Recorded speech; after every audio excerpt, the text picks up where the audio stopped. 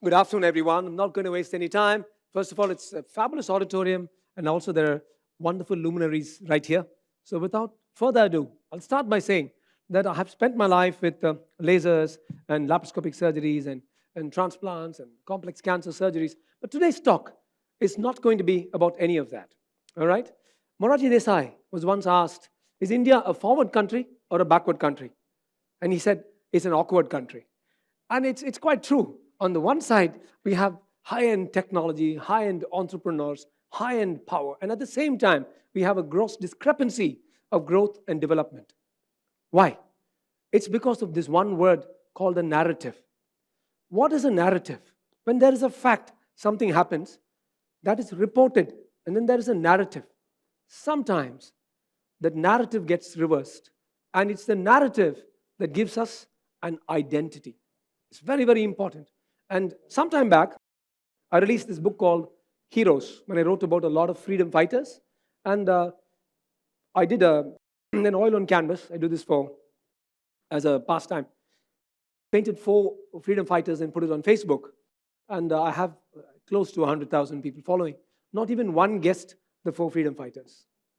This is because there's something essentially wrong in our narrative of Indian history. Now, Socrates himself said, the most important 2 questions that will bug a man till he dies are, 1, to know the truth about Eros and Thanatos, love and death. And the second is, who am I? What is my identity? And for that, we need to study something. When was the first Indian mutiny? Quick. Yeah, everybody will say 1857. It wasn't 1857. It was 1806. And it was only 2.5 hours away. It was in Vellore, where the Hindus and the Muslims fought against the English for asking them to shave off their beards and cut their hair. But it's not reported in the narrative of Indian history. We all say Jai Hind in every inspector, every movie, we say Jai Hind, Jai Hind. Who first said Jai Hind? It was a person called Mr. Shenbagaraman Pillai, unknown to the world. You all go around saying Jai Hind. He was a brilliant student from Trivandrum, who then went on. He kept on saying Jai Hind every time somebody said good morning or good afternoon. His father, being a police inspector, flogged him every now and then. He left the country, went to Europe, studied 12 languages, became close to Kaiser Wilhelm, Emperor of Germany, and he was the man who came and bombed Chennai in 1914 in a ship called the SS Emden. They say Big Emden. Emden, he was a second in command, Shenbagaraman Pillai.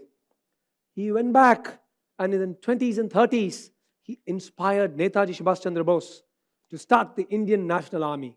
He's the one who planned a double attack on British India, one side from Afghanistan and Kabul, and the other side from Burma and Singapore. And eventually, he was the only person who stood up when Adolf Hitler was talking to thousands of people. He said, the Indians are also trying. This is in 1934 in Berlin. The Indians are also trying, but they're an inferior race. I don't think they'll get independence. This man stood up and said, I know 12 languages. I'm an engineer. I've bombed. I've gone on ships. I've done this. How can you call me inferior?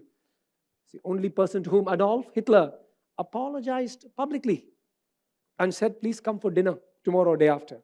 Unfortunately, the Gestapo poisoned him and killed him in 1934.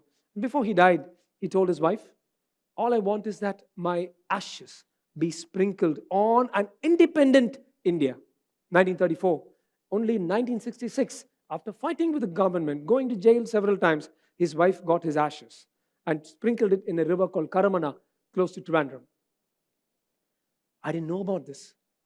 I don't think anybody knows about this. What's wrong in our narrative? Something wrong in our narrative.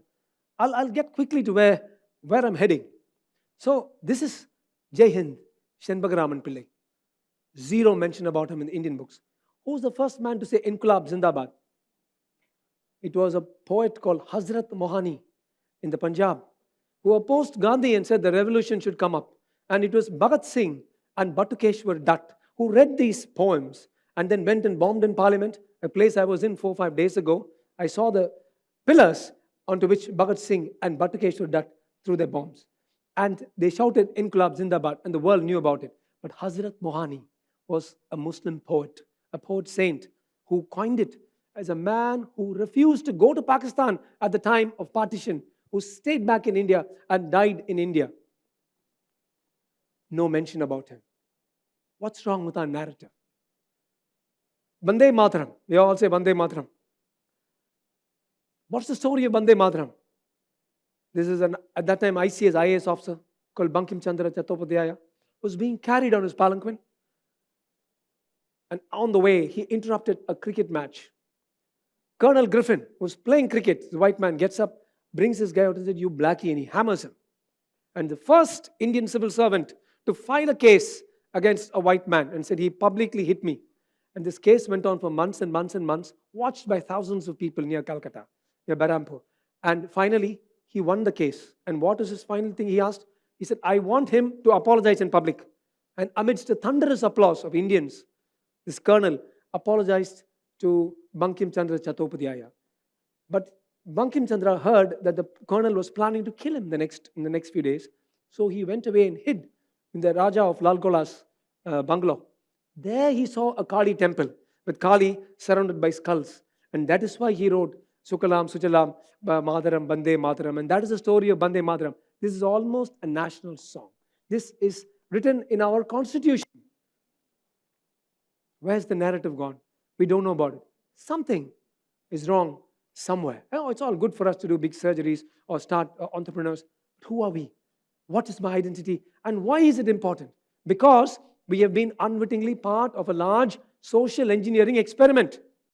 It's part of the post-independence. Joseph Goebbels in Nazi Germany drilled this concept of anti-Semitism into Germans.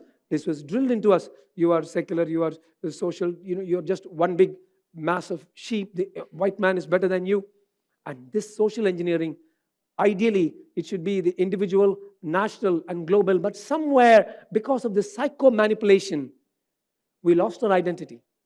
Most of you people here are much far younger than I am. But when we grew up with a history of shame that the Mughals had kicked us around for 300 years. The English had kicked us around for 200 years. When I finished medicine here too, I could have continued surgery here, but I wanted to go to England. In some unbeknownst to us, it was thrust upon us that the person who got his English right, like I did, or the person who could tie a bow tie, like James Bond, like I did, or the person who could wear a tux, like I did, was in some way mildly superior to the Satta Veshti guy, which is excrement, which is a bull's excrement, because we are all part of a massive social experiment. What the narrative does for you, this is called reverse narrative. It changes your ideology. It makes you feel inferior. Most of you will be familiar, anybody with WhatsApp, about Thomas Babington Macaulay's letter. Now that letter itself is apocryphal. We're not so sure whether he really wrote that letter, but there's a letter whose contents are apocryphal, but the idea is exactly what the British practiced. Repeatedly quoted by William Dalrymple in every one of his books, a Scotsman, who says that the British sought to break the spirit of India. They sought to break our national pride.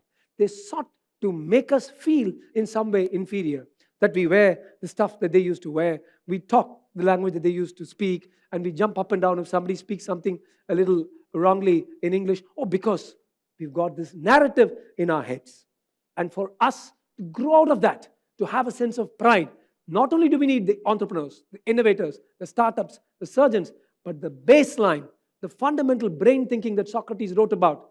Oh, we are Indian. This is our heritage. That will change a lot of things. Now, come to another big problem about the post-Nehruvian historians, what they've done. How many of you know Velu Nachiyar? Velu Nachiyar was a queen who could speak 6 languages. She could do the boomerang, the bow, the sword, the stick. Amazing fighter. She fought the English and ruled out of Sivagangai for 10 years from 1772 to 1781-82. She joined up with Hyder Ali, spoke Shairi with him and took over. Beat the hell out of the English, right? But you go to Wikipedia, you will find Velu Nachiyar, also known as the South Indian Queen of Jhansi. Rani of Jhansi, Manikarnika. Wonderful lady. 1857, died in 1858. Ruled for a little more than 42 days. This lady ruled for 10 to 11 years. And this lady ruled 80 years before the Rani of Jhansi. What's wrong with the narrative? As I've written in my story, in my book, I've written there, Rani of Jhansi should be called North Indian Velu Nachiyar. I'll say this on TED Talk, I'll say it on Bed Talk, I will say everywhere. Because this is the truth. If you alter the narrative, what you get is the truth. And with the truth will set you free.